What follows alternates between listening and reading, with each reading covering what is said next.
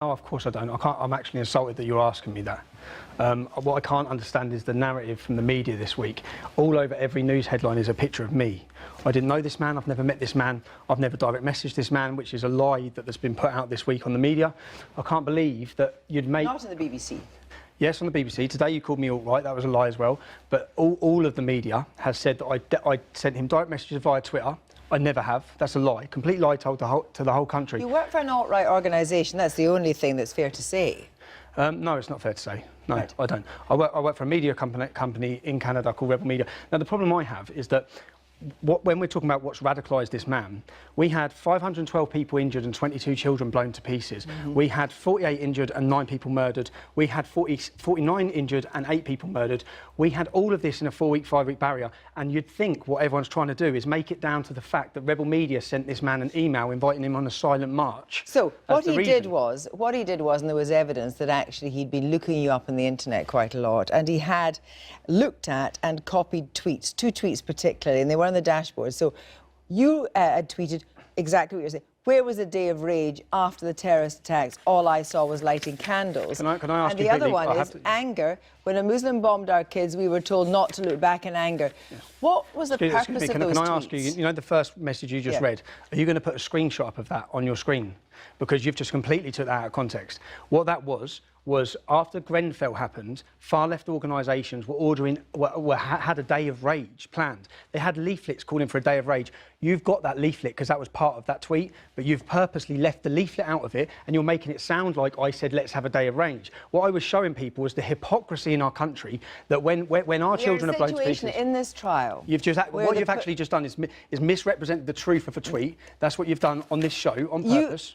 Anger. When a Muslim bombed our kids, we were told not to look back in anger. What was the purpose of that tweet? Because that tweet was on the dashboard of Darren Osborne's van when he attacked. Why are you not sitting here reading? Darren Osborne wrote the reasons why he done this attack. Why are we not talking about the reasons why he done this attack? Shall I tell you one of the reasons why he done the attack? What he wrote. No, he obsessively looked you up online. That's all I'm saying. Okay, all I'm saying is he wrote, terrorists march through our country today. There was an Al-Quds march. Now, the problem I have is that you're the BBC News and you did not report on that. All I'm saying is, do you accept that there is a lot of hate speech about, and you've condemned that from other people, for example, Anjum Chowdhury, who's now in jail. Do you take any responsibility for that being hate speech? You think that's hate speech? I'm asking. No, do you think that's hate speech? I'm asking you if it's hate speech. No, that's categorically not. It's impossible. You have Muslims in this country, in mosques across this country, calling for the death of homosexuals, calling for the takeover of our country. That's real hate speech. Me saying don't look back in anger, me putting these tweets is not hate speech in any way. Why do you think that he obsessively looked for you online? Because actually it's the case that you were presenting in a way that encouraged him to take action against people. Absolutely unbelievable that you're saying that. 49 million people watched my videos in that 4-week period. No, excuse me, and 193 million people read my tweets. Yeah. The reason why people were searching for me is because I give them the truth, unlike you. You're not giving them the truth. Can I just say, Tommy Robinson, yes. The fact is, yes. After he attacked outside Finsbury Mosque, which he gave you a reason why he wrote a letter, and in that letter he quoted your tweet. All I'm asking you is, do you have any feeling? He did. Please, for your viewers. It was heard in court. For your viewers. It was heard in court. For your viewers, read what he said. I'll tell you what he said. He quoted Sadiq Khan. He said, just part and parcel of living in a big city. He quoted Jeremy Corbyn. He quoted you. No, he didn't quote me. He did. He quoted you in the tweet. He quoted you in his letter. He quoted that tweet. Please tell me what he quoted that. No, he didn't. Anger when a Muslim bombed our kids, we were told not to look back in anger. Do you know what that was? No, he said don't look back in anger. He didn't say that exact words. He said don't look back in anger. The front page of the Sun newspaper after the Manchester attack was don't look back in anger. He didn't quote me, he quoted the national newspaper. Do you deny that he quoted you in any way? Yes, no, he gave reasons why he done this. So he did quote you? No, he didn't quote me. I can't believe why you're not even looking at the reasons. I can't believe you're not looking at the fact we had 3 massive terrorist attacks.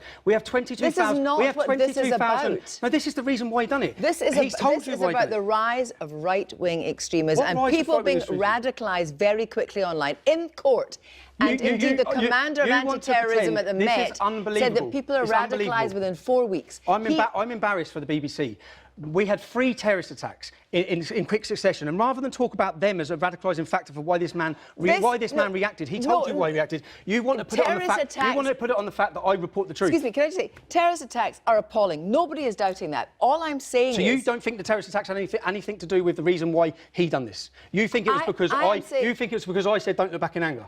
Is that what your argument is? I'm asking that there are contributory factors, and he was radicalised online, and the prosecution and the courts and the police said that he obsessively looked at you online and quoted your tweets. That's a fact. No, the fact is, his wife said he was radicalised after your BBC documentary. Do you think why don't you? No, excuse me, please. Why don't you sit Why don't you sit the producer of that documentary down here and ask him if he feels responsible? One final question. No, you don't. Is what Darren Osborne did appalling and reprehensible?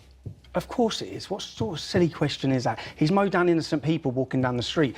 But also, what the BBC is doing is irresponsible and disgusting as a media outlet. Thank you very much indeed. We will make America great again.